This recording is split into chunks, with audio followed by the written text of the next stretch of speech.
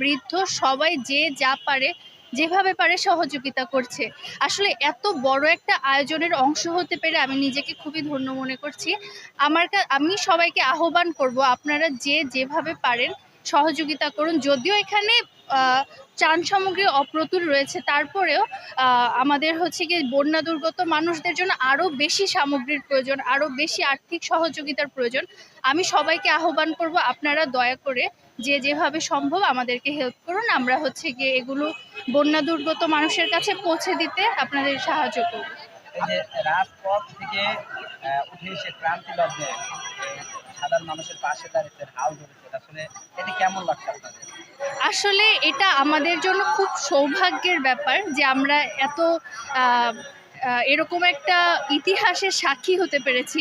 আমরা সেই কোটা আন্দোলন থেকে শুরু করে আজ পর্যন্ত কিন্তু মাঠেই রয়েছি।